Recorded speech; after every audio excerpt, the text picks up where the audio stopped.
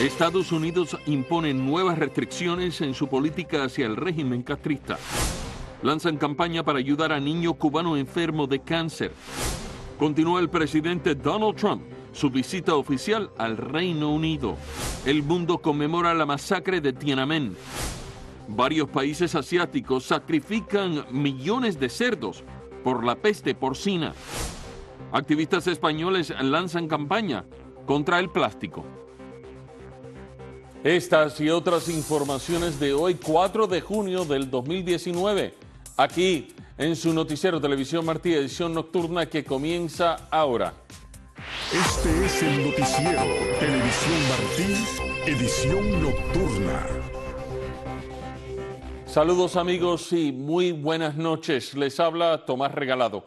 Comenzamos la edición nocturna con el anuncio del Departamento del Tesoro de Estados Unidos, estableciendo hoy martes enmiendas al Reglamento de Control de Activos Cubanos que incluyen restricciones a los viajes no familiares, conocidos como People to People o intercambio pueblo a pueblo. Comenzamos nuestra cobertura total con un reportaje de Luis Guardia. En una declaración emitida por el Departamento del Tesoro, se precisa que Estados Unidos ya no permitirá los viajes de grupos con fines educativos y culturales a la isla comunista. La nota del Tesoro agrega que los cambios regulatorios de la Oficina de Control de Activos Extranjeros incluyen una disposición de sección que establece que ciertos viajes educativos grupales que previamente fueron autorizados continuarán vigentes si el viajero ya completó al menos una transacción relacionada con este, como puede ser, por ejemplo, la compra del boleto aéreo o la reserva de alojamiento antes del 5 de junio de 2019. El Departamento de Estado en su comunicado destaca que Estados Unidos ya no permitirá visitas a Cuba a través de embarcaciones de pasajeros y recreativas, incluidos cruceros y yates y aviones privados y corporativos. Y más adelante resalta que estas acciones están directamente vinculadas a la industria del turismo, que tiene fuertes lazos económicos con los sectores de seguridad militares e inteligencia cubanos en Cuba, y enfatiza que el turismo ha servido para llenar los bolsillos de los militares cubanos, las mismas personas que apoyan a Nicolás Maduro en Venezuela y reprimen al pueblo cubano en la isla. El secretario del Tesoro, Steven Mnuchin, dijo en el comunicado que las medidas son una respuesta a lo que calificó como el papel desestabilizador de Cuba en el continente americano. Cuba continúa desempeñando un papel desestabilizador en el hemisferio occidental, facilitando la influencia en la región, apoyando a adversarios de Estados Unidos en países como Venezuela, Nicaragua, y fomentando la inestabilidad, socavando el Estado de Derecho y reprimiendo procesos democráticos, agregó Mnuchin. En su página de Twitter, el senador Marco Rubio destacó que el anuncio es el cumplimiento de lo expresado en Miami por el asesor de Seguridad Nacional de la Casa Blanca, John Bolton, y una respuesta directa al rol que juega el régimen castrista en apoyo al gobierno de Nicolás Maduro en Venezuela.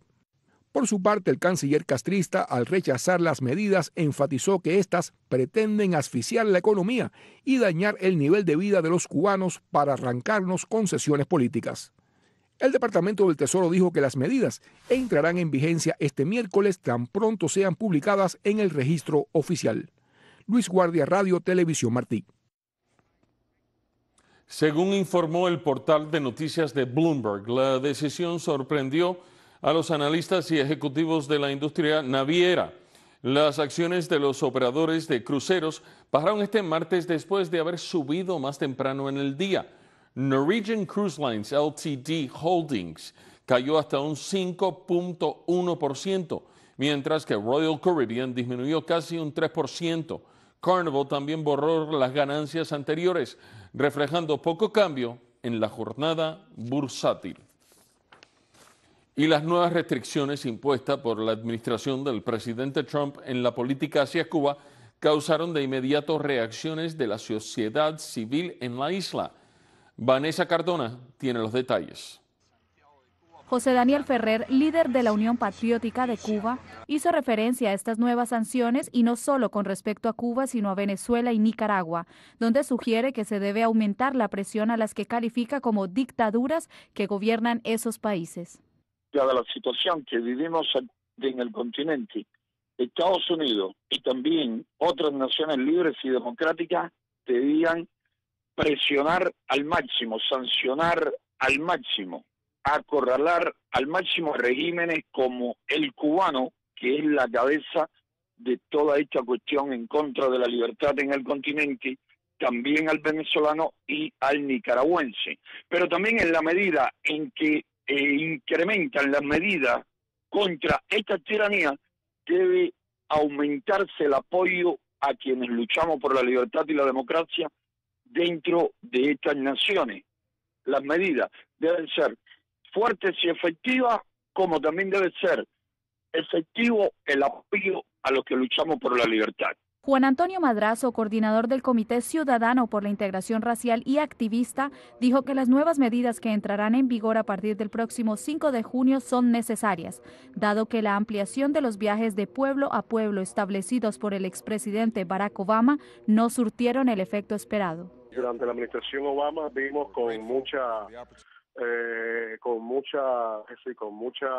oportunidad el tema de que la sociedad civil, es decir, determinados grupos de intereses de la sociedad civil estadounidense pudieran interactuar con la verdadera sociedad civil cubana, lo cual no ha sido así. Es decir, nosotros como sociedad civil estamos en un escenario bien hostil, donde en el cual en este momento se ha recrudecido la represión sobre la sociedad civil. Entonces, creo que las visitas de los actores de la sociedad civil estadounidense, determinados grupos de intereses de la sociedad civil estadounidense, debe ajustarse a un verdadero contacto con los actores de la sociedad civil cubana en su diversidad, que estamos tratando de movilizar un cambio hacia el interior de la sociedad cubana, y eso es lo que no ha estado sucediendo. Madrazo agrega que aunque ha habido un aumento del número de norteamericanos que visitan Cuba, no tienen contacto alguno con el ciudadano común.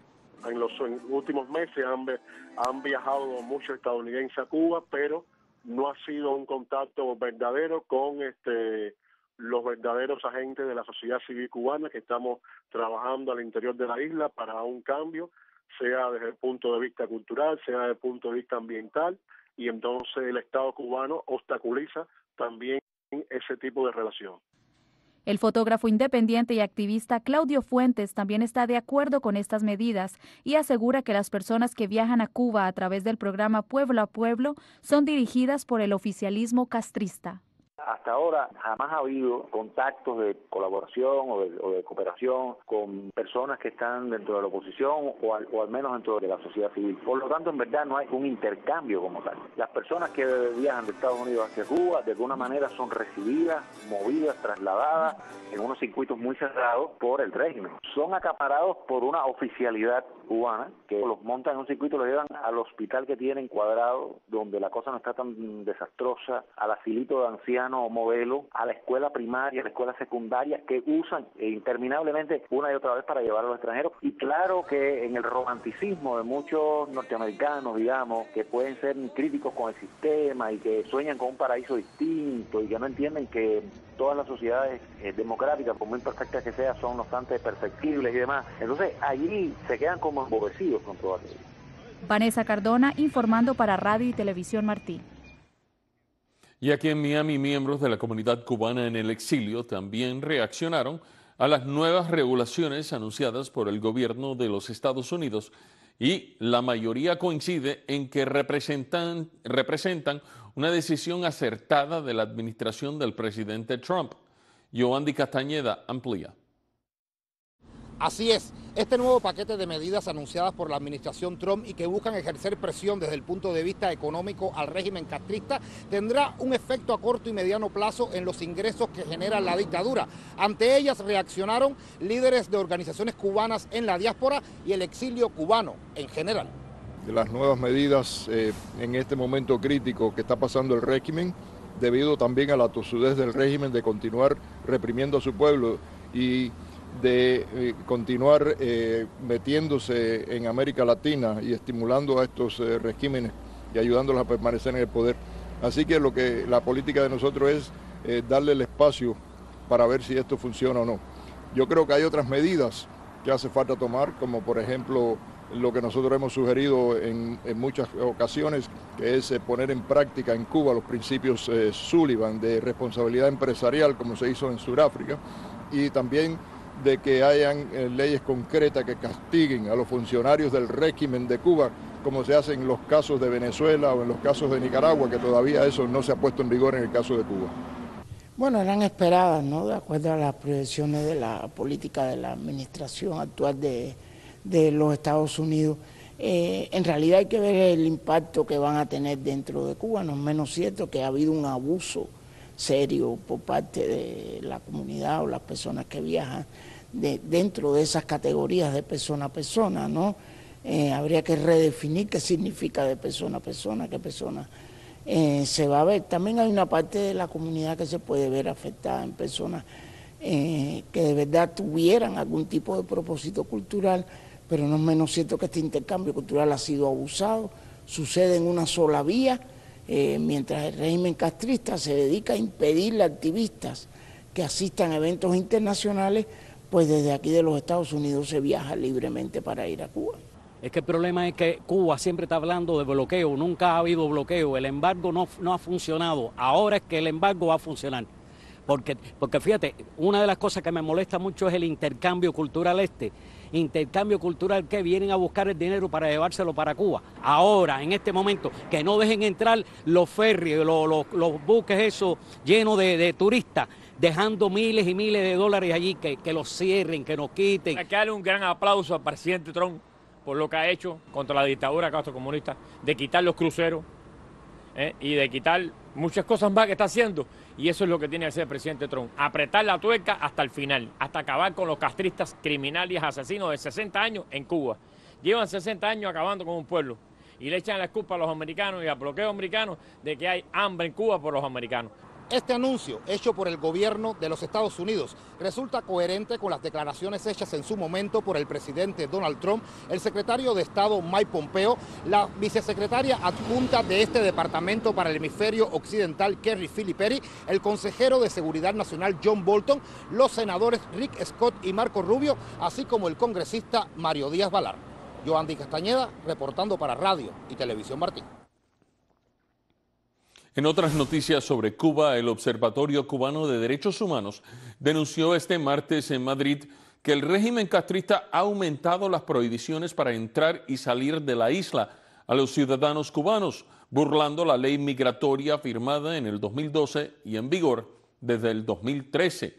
Alejandro González Raga, director ejecutivo del observatorio, dijo textualmente: el decreto Ley 302 del 2012 debió significar el fin de las restricciones al derecho de entrar y salir de su país de los cubanos. Pero no ha sido así. El gobierno cubano utiliza tretas jurídicas para el juego sucio, amparado en supuestos problemas de defensa y seguridad nacional, razones de interés público y protección de la información oficial, entre otras.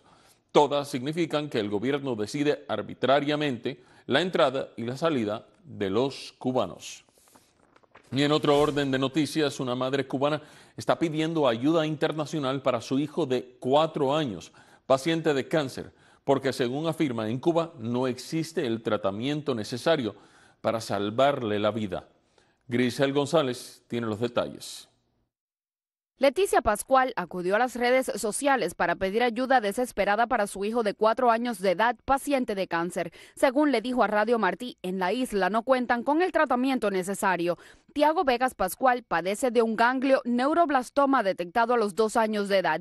Desde entonces ha sido sometido a cirugías, quimioterapia y exámenes médicos en el Hospital Pediátrico Universitario José Luis Miranda de Santa Clara, explicó su madre. En mayo de este año, el niño fue sometido a nuevos exámenes que mostraron imágenes osteolíticas en la columna vertebral.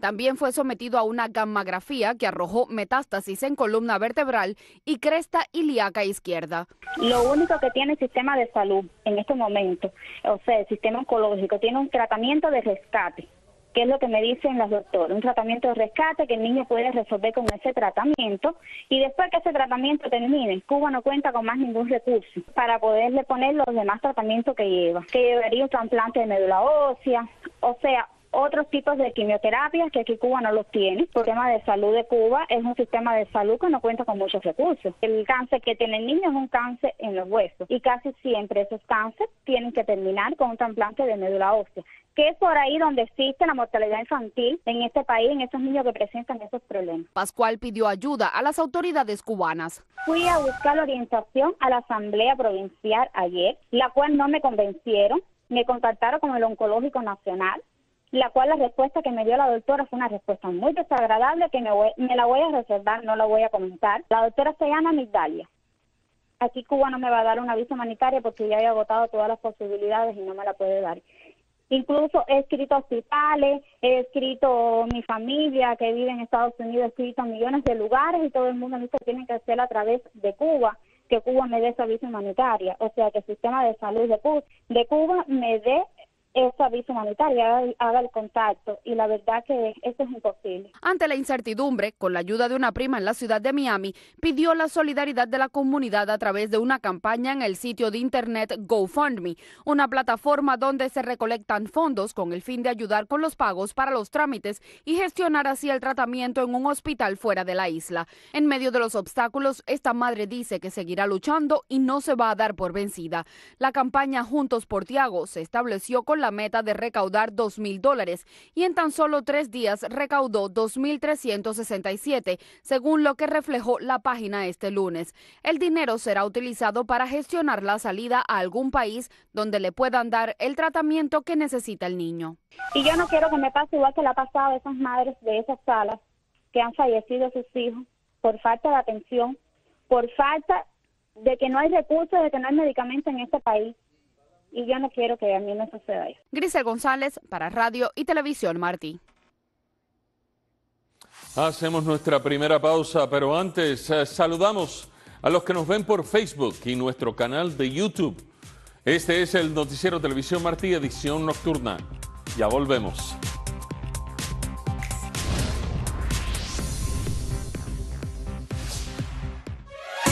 Televisión Martí. Cubriendo toda la isla con las noticias más importantes de Cuba y el mundo. Televisión Martí, transmitiendo por Hispasat 1E, por martinoticias.com, por Facebook, YouTube, en los DVDs y en las memorias flash que se distribuyen localmente en Cuba. Radio y Televisión Martí a tu alcance a solo un clic. Visita cualquiera de nuestras plataformas, Facebook, Twitter e Instagram y accede desde allí a nuestros artículos, videos, noticieros, programas en vivo y series especiales. Interactúa en nuestras plataformas en la internet y envía tus fotos, videos y denuncias. Radio y Televisión Martí a solo un clic desde tu computadora, tableta o teléfono celular. Síguenos.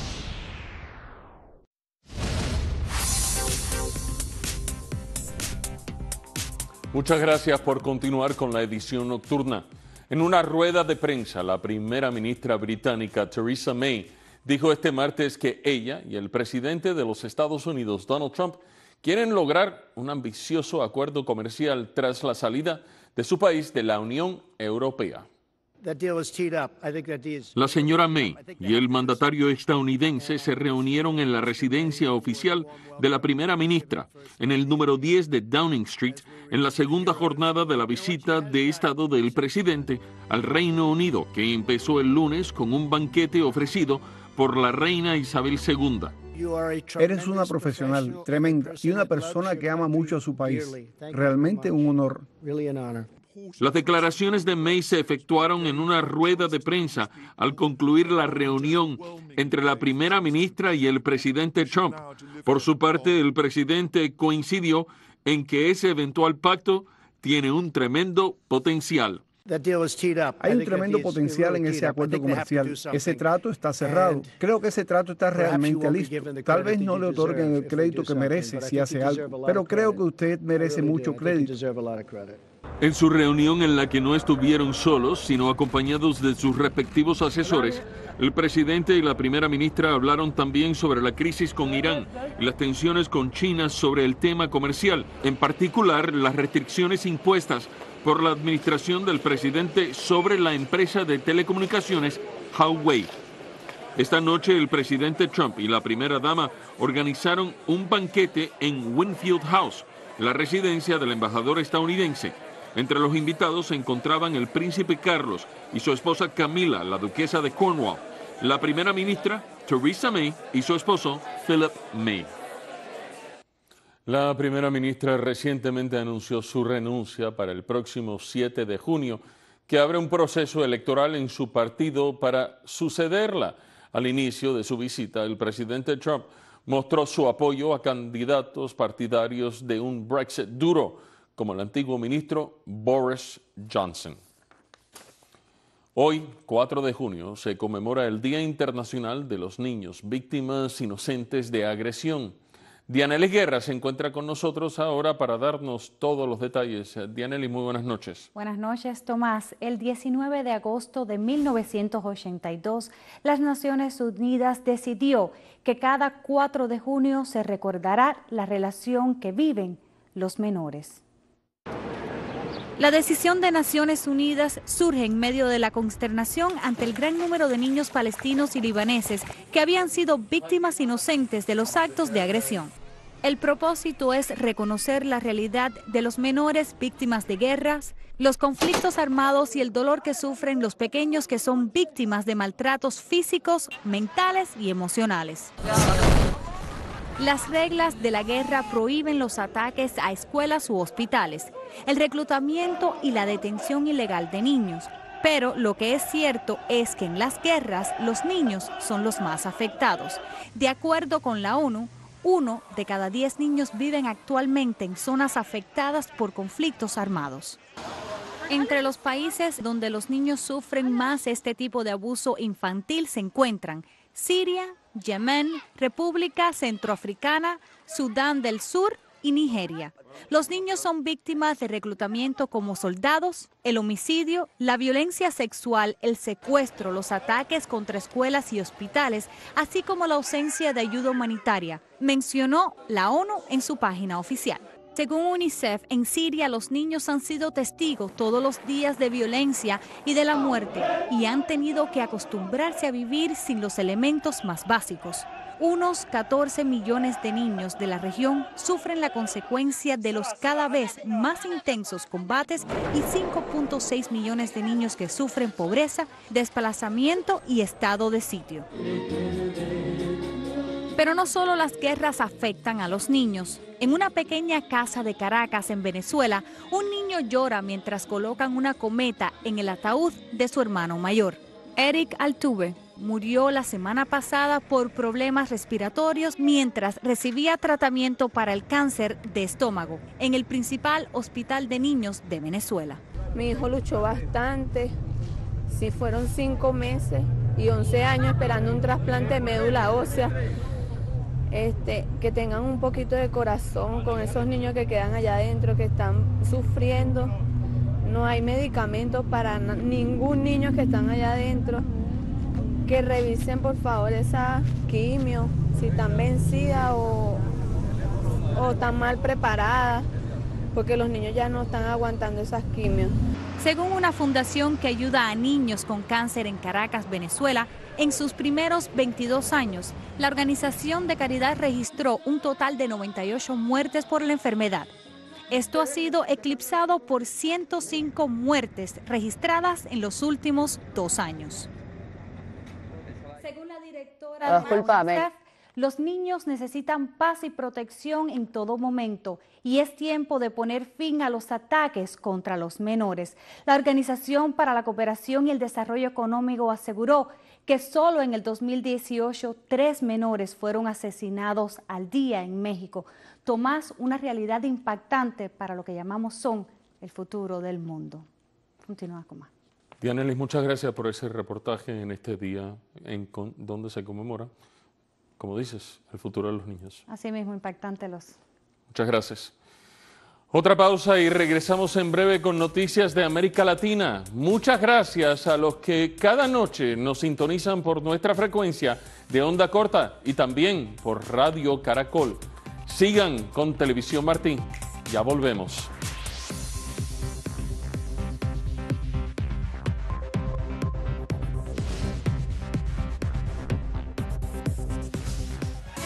Televisión Martí. Cubriendo toda la isla con las noticias más importantes de Cuba y el mundo.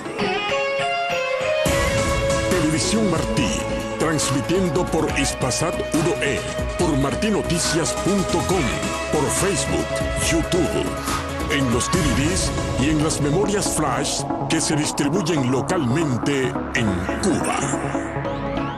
Radio y Televisión Martí a tu alcance a solo un clic. Visita cualquiera de nuestras plataformas, Facebook, Twitter e Instagram y accede desde allí a nuestros artículos, videos, noticieros, programas en vivo y series especiales. Interactúa en nuestras plataformas en la internet y envía tus fotos, videos y denuncias. Radio y Televisión Martí a solo un clic desde tu computadora, tableta o teléfono celular.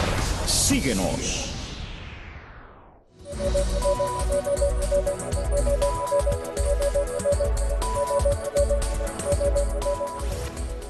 El presidente de México, Andrés Manuel López Obrador, se mostró el lunes confiado de poder alcanzar un acuerdo con el gobierno estadounidense, luego de que el presidente Trump amenazara con imponer aranceles a todos los productos mexicanos a partir del 10 de junio, si no se frena la migración desde Centroamérica hacia territorio estadounidense. El presidente de México, Andrés Manuel López Obrador, habló el lunes sobre las negociaciones con Estados Unidos, a raíz de que el mandatario estadounidense Donald Trump amenazara con imponer aranceles a todos los productos mexicanos a partir de la próxima semana, si el gobierno mexicano no detiene la migración proveniente de Centroamérica hacia territorio estadounidense. Nosotros pensamos que se puede llegar a un acuerdo con el gobierno de Estados Unidos y seguimos considerando que el gobierno de Estados Unidos es un gobierno amigo de México y yo quiero seguir siendo amigo del presidente Donald Trump. El lunes el gobierno mexicano inició en Washington conversaciones para alcanzar un acuerdo. Siempre vamos a buscar resolver diferencias mediante el diálogo, buscando la solución pacífica a las controversias. Por su parte, Trump afirmó en Twitter que como señal de buena fe, México debe detener de inmediato el flujo de personas y drogas hacia su frontera sur, advirtiendo además que el gobierno mexicano puede hacerlo si lo quiere. El jueves Estados Unidos anunció que aplicará a partir del 10 de junio aranceles de 5% a todos los bienes provenientes de México y que aumentarían gradualmente hasta 25% a partir del 1 de octubre. El anuncio hizo que el peso mexicano cayera frente al dólar y desplomó mercados globales, temerosos de una desaceleración del comercio y altos precios de bienes importados en ambos lados de la frontera. Alberdi, a orillas del río Paraguay, es ahora una isla que cuenta las horas a la espera de que bajen las aguas que inundaron sus sectores periféricos, donde los habitantes que se quedaron se asoman desde los techos al paso de los botes. A orillas del río Paraguay se encuentra Alberdi, ahora convertido en una isla en espera de que bajen las aguas que inundaron sus sectores periféricos. En este tramo, frente a la ciudad argentina de Formosa, el agua corre con fuerza y arrastra todo a su paso. Y realmente en Alberdi yo creo que estamos como 15.000 habitantes. Si vamos a hablar de afectados, toda la población está siendo afectada, ¿verdad? Porque al cortarse la ruta ya directa o indirectamente ya somos afectados realmente por la creciente, ¿verdad? La localidad resiste protegida por una barrera circular de piedra, arena y cemento de unos 12 metros de altura en un perímetro de 6 kilómetros. Los habitantes que se quedaron viven en las segundas plantas de sus casas y se han vuelto pacientes mientras se acostumbran al paso de los botes. Estamos cuidando nuestros intereses. Hay muchos que son amigos de lo ajeno. Ve que mi techo de metal es nuevo. Hay gente interesada en robar estas cosas. Sus actividades cotidianas han cambiado. Ahora los maestros visitan a los niños en días alternados para continuar sus estudios. Podemos decir que nos limita mucho. No podemos irnos. Nuestros animales han muerto. Nuestras gallinas, cerdos, nuestros perros se han enfermado. Tanto meteorólogos como hidrólogos coinciden en que la creciente comenzará a replegarse y calculan que para septiembre todo volverá a la normalidad. Al problema de la inundación se agrega la caída en las ventas de los comercios de Alberdi. La heroica Venecia paraguaya le llaman a algunos extranjeros que cruzan en bote desde Argentina para hacer compras. La soberana Asamblea Nacional, reconocido sí por todo el mundo y los venezolanos. Nuestro país vive hoy un momento muy difícil. Amanecerá otra Venezuela. La crisis en Venezuela sigue ahogando al venezolano, obligándolo a salir de su país sin pensar en las consecuencias, al tiempo que continúa siendo tema central de la geopolítica mundial. Alejandro Marcano Santelli informa. En Nueva York se reunieron el Grupo de Lima y el recién creado Grupo de Contacto Internacional, creado por la Unión Europea, cuyos miembros se comprometieron a colaborar para encontrar una solución política en Venezuela. Tenemos un programa de acción coordinada respecto de actores internacionales que sean relevantes para que puedan ser parte de la solución en la crisis en Venezuela. Entre tanto, el senador Marco Rubio aseguró que Estados Unidos debe impedir transacciones de bancos rusos si continúan apoyando a Venezuela. Por su parte, la Cancillería colombiana aclaró que el gobierno de Iván Duque no comprará armamento ruso tras declaraciones de su par moscovita, Sergei Lavrov. Eso nunca ocurrió. No fue así en la reunión privada con el canciller Lavrov, ni en la reunión ampliada, ni en el almuerzo que él gentilmente ofreció al que asistimos funcionarios rusos y funcionarios colombianos. No es cierto entonces que se haya anunciado la adquisición de material bélico a Rusia por parte de Colombia. Este martes dejó el país Lilian Tintori, esposa del líder opositor Leopoldo López, que llegó a Madrid luego de haber estado en calidad de huésped en la Embajada de España desde el pasado 30 de abril durante el alzamiento cívico-militar contra Nicolás Maduro. Entre tanto, en Venezuela la crisis se agudiza a pasos agigantados por la falta de gasolina y el racionamiento de lo poco que se distribuye. Todo es porque le bloquearon eso es mentira. No le bloquearon, o sea, si le bloquearon la cuenta y no pueden comprar gasolina afuera, ¿por qué gastan tantos millones de euros en dándole uniforme y armas a los militares? La desesperación llega a tal extremo que miles han paralizado sus vidas dentro de sus carros a la espera de un poco de combustible.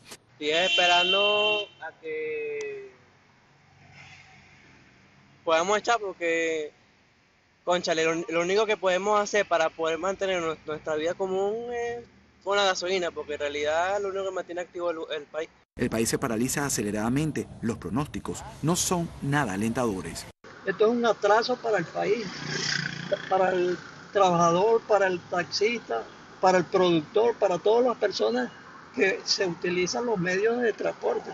Los venezolanos huyen de la crisis y el hambre vence al miedo, provocando incluso cruzar por las fronteras caminando o por zonas como el río Arauca, que está bajo el control del grupo guerrillero Ejército de Liberación Nacional, ELN, la última guerrilla del país, con 2.300 combatientes y donde también hay rebeldes disidentes de la FARC que se apartaron del acuerdo de paz del 2016 y que disputan el control territorial con el ELN y narcotraficantes. Nosotros salimos de Venezuela por la crisis que está allá, nosotros llegamos para acá, pasamos en canoa. No pasamos por Puente Legal porque no tenemos los papeles, tenemos puro la cédula. Pasé para acá con las niñas, llegué acá porque mi madre me estaba esperando.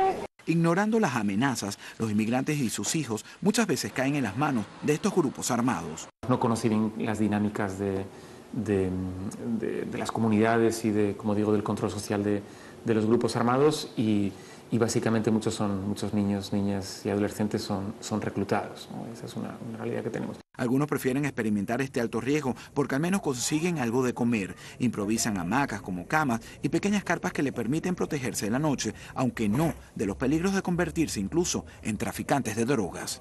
El territorio se volvió parte del corredor de la salida de la coca hacia el Caribe y por las Guyanas hacia Europa. Esto lo maneja una asociación gravísima y es la disidencia de la FARC con algunos carteles, y tenemos evidencia que el cartel de Sinaloa de México ya hace presencia. Otros prefieren seguir su camino a Colombia. Están determinados a recorrer los 750 kilómetros que los separan de Bogotá, bien sea caminando o aferrados a la parte trasera de algún camión. Todo por encontrar una mejor vida lejos de las múltiples carencias de Venezuela. Alejandro Marcano Santelli, reportando para Radio y Televisión Martí. Pellejos de pollo y grasa de carne son las opciones a las que recurren los venezolanos de escasos recursos para tener acceso a la proteína animal. Es la respuesta a la crisis económica que, según afirman, ha liquidado sus ingresos. Nuestra colega Adriana Núñez Rabascal, de La Voz de América, informa. En plena calle y sin ningún tipo de medidas sanitarias o de conservación, vendedores informales ofrecen en los barrios pobres de Venezuela la piel del pollo y la grasa de la carne que otros descartan. Bueno, la necesidad y la crisis que hay en el país, que ya el pueblo no aguanta más esto. Nada, se lo comen con arroz, lo guisan y lo echan a los perros para ellos mismos comérselo, para sacar aceite, para fritar, para todo.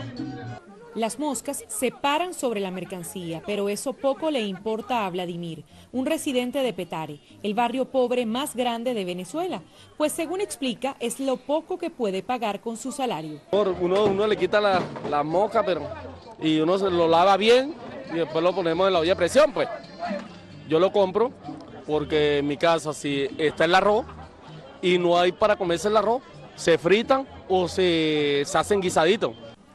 El kilogramo de estos recortes cuesta 50 centavos de dólar, lo que equivale a 3 días de sueldo en Venezuela. No, porque es prácticamente lo que le sobra al ganado. Eso antes lo botaban, ahorita la gente lo está comiendo por la situación que hay ahorita. Un kilo de carne vale 27.000 bolívares y el sueldo mínimo son 25 semanal. El presidente en disputa, Nicolás Maduro, insiste en que el aumento en el precio de los alimentos y la escasez de algunos rubros son consecuencia de las sanciones económicas impuestas por Estados Unidos a miembros de su gobierno. Y al pueblo lo llamo a la máxima comprensión, a la máxima conciencia, a la máxima resistencia, al máximo espíritu de lucha frente a las dificultades. Los comerciantes consultados dicen que la venta de estos pellejos comenzó hace 1 año y medio, cuando notaron que la gente estaba dejando de comprar la carne y el pollo por su elevado precio. Sin embargo, el Observatorio Venezolano de la Salud advierte que el consumo de estas grasas a largo plazo puede provocar enfermedades cardiovasculares. Vemos con preocupación la pérdida de peso en el venezolano en general. La desnutrición infantil sigue avanzando y está por encima del 20% de desnutrición grave. Y en el adulto hemos visto una pérdida de peso de cerca de 11 kilos en el último año. Adriana Núñez Rabascal, Voz de América, Caracas.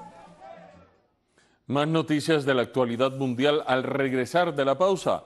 Están en sintonía con el noticiero Televisión Martí, edición nocturna. Ya regresamos.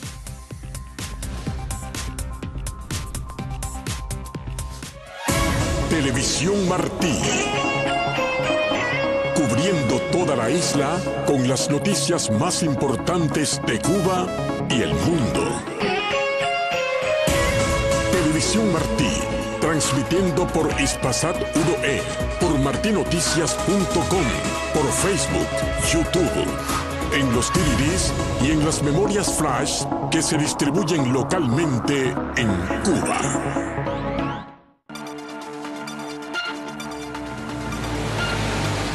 Soy tu amigo Pepe Forte, conductor de Automanía, el programa más veloz de la televisión del mundo, donde siempre comentaremos todo cuanto acontece en el siempre fascinante mundo del automóvil. Automanía, aquí en Radio Televisión Martí.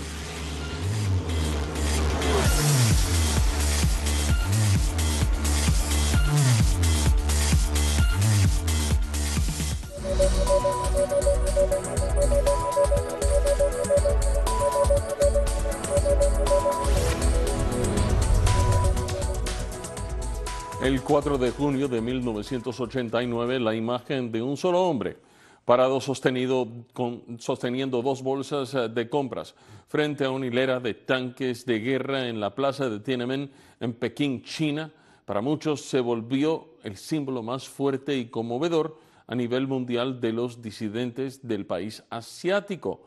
Con nosotros ahora pasamos a Carolina Morales, quien nos tiene un recuento de aquel icónico suceso. Buenas noches, Carolina. Así es, el año 1989 marca la caída por su propio peso del bloque socialista de Europa del Este. En noviembre se derrumbaría el muro de Berlín y unos meses después desaparecería la Unión Soviética. Pero antes de todo eso, el 4 de junio, la sociedad china se enfrentaría a las tanquetas de un régimen también comunista. El día de hoy se cumplen 30 años de la masacre de Tiananmen después de que las tropas chinas abrieran fuego contra decenas de miles de estudiantes y trabajadores que exigían más libertades y menos corrupción. A pesar del control que ejercen las autoridades chinas sobre la población, miles de ciudadanos se las ingeniaron para conmemorar con pancartas y velas en una vigilia en la ciudad de Hong Kong, lo que para algunos fue la peor masacre de la historia china. Este año ya es el 30 aniversario de la vigilia del 4 de junio celebrada aquí en Victoria Park. Por lo tanto, 30 años es realmente mucho tiempo y me conmueve y conmueve la dedicación y el compromiso del pueblo de Hong Kong para preservar la memoria y proteger la verdad de la historia. Algunos consideran que a pesar del tiempo, nada ha cambiado desde ese sangriento evento. Nosotros perdimos y el mundo occidental adoptó esta política de China que llaman compromiso. Yo lo llamo apaciguamiento. Después del mundo occidental en los últimos 23 años, alimentó a China para que se convirtiera en lo que es hoy, un monstruoso gobierno que reprime a su propio pueblo. El gobierno chino ha censurado y prohibido la divulgación de lo que sucedió ese 4 de junio de 1989 y por ello un grupo de activistas de derechos internacionales instalaron en el centro de París un tanque con una mujer vestida de blanco que recuerda las crudas imágenes de la represión de los manifestantes. Mientras la comunidad internacional y organismos como la Unión Europea condenan hoy masacres como la de Tiananmen, en Venezuela, tanquetas del régimen socialista han aplastado a ciudadanos por exigir simplemente sus derechos fundamentales. Carolina, muchas gracias por este reportaje. Muchas gracias, Tommy. Así es. Bueno, amigos, y en España la Fiscalía presentó sus conclusiones en el juicio que le sigue a varios funcionarios y políticos de la Generalitat, el gobierno autónomo de Cataluña, acusados de varios delitos en relación con su declaración unilateral de independencia, rechazada por la Constitución española. La Fiscalía no tiene dudas. Se llama golpe de Estado. Fue un golpe de Estado. Porque el procés concluye se diseñó para derogar la Constitución y declarar la independencia, con Junqueras como uno de los principales cerebros de la operación. Yo diría que es el motor principal de la rebelión. Les acusa de recurrir a la violencia para conseguir sus fines. Sin violencia física no hubiera sido posible cruzar caminos necesarios en esa hoja de ruta. No hacen falta armas, ni militares. Y de llamar a la población a enfrentarse con la policía el 1 de octubre, conscientes de que se registrarían incidentes, como declaró el mayor Trapero. Eso iba a provocar necesariamente problemas de orden público y de seguridad ciudadana. Consideran probado el desvío de 3 millones de euros de fondos públicos para financiar el procés. Esa organización criminal que ha hecho de la administración catalana, de todos los catalanes, su particular cortijo. El Ministerio Público ha pedido una última reflexión a los presos independentistas. No son presos políticos. Yo no les pido que renuncien a sus convicciones, pero lo que sí les pido, y yo creo que les exijo, es que respeten las leyes, que respeten la convivencia y que respeten los derechos de los demás. Más civiles murieron en nuevos bombardeos llevados a cabo por el régimen de Bashar al-Assad contra el último bastión yihadista en la provincia de Idlib, al norte de Siria. Nuevos ataques sobre la provincia siria de Idlib. El régimen de Bashar al-Assad y sus aliados atacaron nuevamente el bastión yihadista el lunes, pese al llamado del presidente estadounidense Donald Trump para detener lo que calificó como bombardeo infernal. Los ataques mataron a 6 civiles, 4 de ellos en la localidad de Mared al-Nomaneh, sometida a intensos bombardeos en los últimos días. Los pobladores huían de la zona mientras los equipos de rescate transportaban heridos, evacuaban sobrevivientes o sacaban a víctimas de entre los escombros. Al menos 23 hospitales, clínicas y escuelas fueron alcanzados por los bombardeos, según la ONU. La ONG Human Rights Watch acusó al régimen sirio y a Moscú de utilizar armas prohibidas internacionalmente, citando armas de racimo, armas incendiarias, pero también barriles explosivos, generalmente lanzados desde helicópteros sobre sectores habitados por civiles. Rusia, que apoya militarmente a Assad, afirmó que sus soldados desplegados en Siria atacaban a terroristas en la zona y justificó los bombardeos acusando a los yihadistas de haber atacado zonas progubernamentales. Más de 300 civiles y unos 700 combatientes de ambos bandos han muerto en un mes, según la ONG Observatorio Sirio de Derechos Humanos. La emblemática zona verde de Bagdad, que fue sede del gobierno del exdictador Saddam Hussein, símbolo de la ocupación estadounidense y ejemplo del abismo entre el élite y el pueblo, ahora abre sus calles para todos. Esta es la emblemática zona verde de Bagdad, que permaneció blindada durante 16 años. Desde el martes, la que fuera sede del gobierno de Saddam Hussein y luego símbolo de la ocupación estadounidense de 2003, volverá a estar abierta para todos los iraquíes. Con el inicio del Eid abriremos la zona verde 24 horas al día, a diario. Se abrirá con puertas adicionales, incluyendo la puerta cerca del Ministerio de Defensa, desde el lado de Bak al-Sharqi. Esos no son logros de tráfico, estas decisiones no son fáciles. Esta isla de 10 kilómetros cuadrados a orillas del río Tigris tiene una ubicación estratégica en el corazón de la ciudad que padece contaminación y altas temperaturas. Solo los diplomáticos o ministros, en su mayoría estadounidenses, viven en ella, sin atascos y alejados de la realidad de otros barrios. Su reapertura permitirá pasar página a la historia reciente de Bagdad, la antigua capital del califato abásida y punto neurálgico cultural y académico del mundo árabe antes de sumirse en la violencia. Millones de cerdos han sido sacrificados como consecuencia de la epidemia de peste porcina africana que hace estragos en algunos países de Asia. La matanza ha disparado los precios de la carne. La agencia francesa de prensa tiene el informe. La epidemia de la fiebre porcina africana, que está haciendo estragos en algunos países asiáticos, en especial Vietnam y China, podría extenderse durante años con millones de cerdos sacrificados y los precios en alza. Desde que se descubrió el primer caso en febrero, Vietnam ha sacrificado cerca de 2 millones de animales, más del 6% que hay en el país. Esta medida ha afectado enormemente a los productores, cuya economía familiar depende de la crianza de cerdos. Antes de la propagación del virus, nuestra familia dependía de la crianza de cerdos para pagar la educación de nuestros hijos y los gastos diarios. Pero desde que ocurrió la epidemia estamos devastados, no sabemos cómo sobrevivir. Los expertos no son optimistas de cara al futuro y creen que se necesitarán entre 2 y 10 años para controlar el virus en Asia, porque las normas sanitarias y de bioseguridad no están bien implementadas, sobre todo en las pequeñas explotaciones. El virus, que no es peligroso para el hombre pero fatal para los cerdos de criadero, se propagó desde agosto en varias provincias chinas. También se detectaron focos en Corea del Norte, Mongolia y Camboya.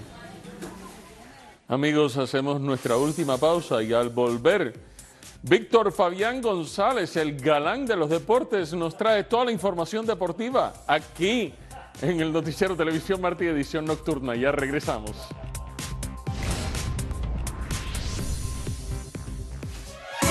Televisión Martí, cubriendo toda la isla con las noticias más importantes de Cuba y el mundo.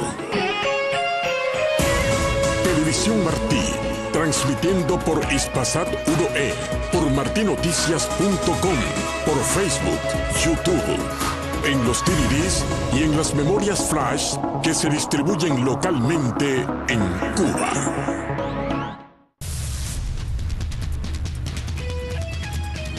Amigos, les invito a mantener la sintonía con el programa Las Noticias Como Son a través de nuestras plataformas de radio y televisión Martí. Un programa que tiene el objetivo de enriquecer su conocimiento con temas de Cuba, temas del mundo y por supuesto Latinoamérica. Donde hay una noticia, está Las Noticias Como Son. Muchísimas gracias.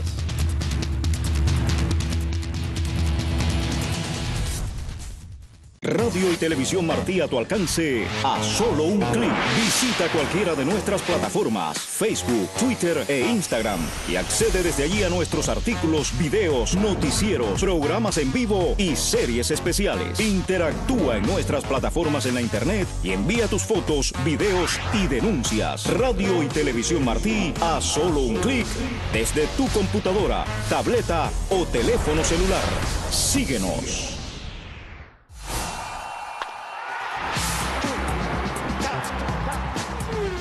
¿Qué tal, amigos amantes del deporte? Hoy vamos a hablar sobre el honor que recibió el equipo nacional de Francia en París, en el Palacio Presidencial. También la Guardia Civil de Tráfico reveló a qué velocidad aproximadamente iba el futbolista español que falleció el fin de semana.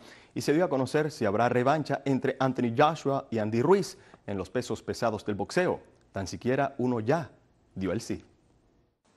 El presidente francés Emmanuel Macron otorgó la Legión de Honor al equipo de fútbol francés este martes, casi un año después de su victoria por 4-2 contra Croacia el 15 de julio en Moscú en la Copa Mundial de Fútbol de 2018. Acompañado por su entrenador Didier Deschamps, el equipo llegó al Palacio Presidencial, todos ellos con trajes azules que reflejaban el color deportivo francés, y el equipo era conocido como Le Bleu. La Legión de Honor es el más alto honor civil en Francia. Contiene 5 clases desde caballero hasta Gran Cruz y fue establecida por Napoleón en 1802. La condecoración de Macron del equipo masculino llega días antes del inicio de la Copa Mundial de Fútbol Femenino de la FIFA 2019, que se realizará en 9 ciudades de Francia y comenzará el 7 de junio con un partido entre Francia y Corea del Sur. Por otra parte, el Real Madrid anunció este martes el fichaje del delantero serbio Luka Jovic, quien viene de una campaña en la que firmó 17 goles en 32 partidos para el Eintracht Frankfurt. El ariete de 21 años firmó un contrato para las 6 próximas temporadas, sujeto a cumplirse con un reconocimiento médico. Según el diario deportivo madrileño Marca, el club habría pagado 60 millones de euros más una bonificación de 5 millones de euros. El 30% de la transferencia será para el club portugués Benfica. Aparte de sus 17 goles, Jovic asistió en otros 8 y facturó 10 tantos en la Liga Europa para quedar segundo en la tabla de cañoneros del torneo por detrás de Olivier Giroud del Chelsea. En tanto, el Sevilla anunció el fichaje del ex técnico de España, Julen Lopetegui, para las próximas 3 temporadas. Lopetegui regresa a un banquillo tras haber sido despedido por el Real Madrid. El Sevilla quedó en el 6º puesto en la Liga Española la pasada temporada, asegurándose una plaza en la próxima Europa League. Por su parte, el futbolista José Antonio Reyes, fallecido el sábado en un accidente de tráfico en el que también murió un primo suyo, circulaba a más de 220 kilómetros por hora, según ha podido confirmar la Guardia Civil de Tráfico. Así lo indicaron a EFE fuentes del Instituto Armado, que han señalado que no se puede saber, al menos de momento, la velocidad exacta a la que viajaban, pero sí que era superior a los 220 kilómetros por hora en un tramo que está limitado a 120 kilómetros por hora. En tenis, Roger Federer despachó este martes a Stan Wawrinka al certificar la victoria 7-6 en 4, 4-6, 7-6 en 5, 6-4 sobre su compatriota suizo para alcanzar las semifinales en Roland Garros. Y ahora toca Federer contra Rafael Nadal por el boleto a la final, 2 titanes del tenis, con Federer como dueño del récord de más títulos de Grand Slam con 20, seguido por los 17 de Nadal. El español, 11 veces campeón en París, es quien manda en la rivalidad al frente 23-15. En el cómputo global, 9-3 en las grandes citas, 13-2 en arcilla y 5-0 en el Abierto de Francia, incluyendo 4 finales. No se han medido en Roland Garros desde 2011. Y por último, en boxeo, el promotor de Anthony Joshua afirmó que habrá una revancha entre el pugilista británico y el flamante campeón mundial pesado Andy Ruiz Jr.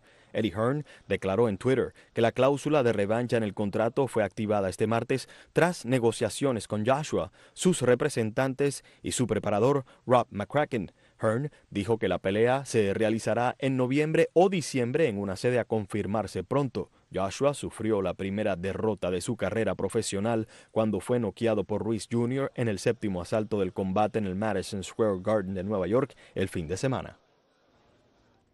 Los representantes de Andy Ruiz no confirmaron de inmediato si aceptó la revancha. Lo que sí les puedo confirmar es que tras la victoria del fin de semana, el pugilista mexicano tiene en su poder los cinturones de la Organización Mundial, la Federación Internacional, la Asociación Mundial y la Organización Internacional de Boxeo. 4 en su haber tiene ese muchacho que ganó el fin de semana. ¿Qué? tenemos que promover algo. Promover el libro primero y después, después empezamos. Quedan pocos ejemplares, como pueden ver en pantalla, del libro biográfico de Felo Ramírez, El oráculo de la narración. Aquí, ¿dónde estamos? ¿Acá? Ah, bueno, perfecto. Aquí lo ven. Ya saben, quedan pocos ejemplares. Escríbanos a través de librofelo@gmail.com. Repito, librofelo@gmail.com. Ahí escriba su nombre, su dirección y también su número de contacto para que puedan llevarse este bello libro, biografía, ¿no? La biografía de Felo Ramírez. Tú sabes que yo pienso que tú eres una persona extremadamente versátil porque sea cuando te planeas ir a Mónaco, que viniste tan deportivo y ahora vienes tan elegante. Gracias, Tom. Sé que tienes planes entre medio en estos días por claro. Conmemoraciones especiales. Claro. Ya que presenciamos un almuerzo íntimo en la redacción recientemente, pero te felicito porque Gracias, yo Tom. creo que debes ir, yo creo que debemos hacer un tipo de encuesta para ponerte en la revista GQ o People como uno de los mejores vestidos acá. No, yo no sirvo para eso. Dices tú. Muchas gracias, Víctor. ¿Cómo no a ti? Así. Bueno, activistas españoles boicotean todos los productos envueltos en plástico en los supermercados. La agencia Reuters con el informe. Es la especie invasora que conquista océanos, capaz de flotar durante 450 años, amenazante anzuelo en el que unos pican y otros quedan atrapados. Ahora mismo tenemos el mar convertido en un auténtico estercolero. El plástico se ha convertido en un problema de peso. 13 millones de toneladas contaminan nuestras aguas. En el mar los daños se notan en muy poco plazo de tiempo en la especie. Parte de ese plástico lo podemos encontrar aquí en el supermercado. Un calabacín y jamón, la alimentación viene todo envuelto en plástico. Y muchos productos están súper plastificados. Por ello, esta semana la organización Zero Waste lanza el boicot a este tipo de envases. Yo no compro nada que venga en plástico envuelto. Recurrir a la compra a granel. Porque eso nos ayuda a evitar el plástico. O a alternativas ecológicas. Yo compro en mi bolsa de tela. Yo voy con la mía siempre, sí. Eliminar el plástico de la cesta de la compra supone mirar por el planeta. Así es que al fin y al cabo es en nuestra gran casa. Y con este mensaje termina esta edición nocturna del Noticiero Televisión Martí. Recuerde que siempre estamos en radiotelevisiónmartí.com. También pueden enviarnos fotos, comentarios, videos, sugerencias y mucho más a noticierotelevisiónmartí@gmail.com. Ya sabes, muy buenas noches, Mr. GQ. Claro que sí. Así es, nos vemos mañana aquí en la edición nocturna.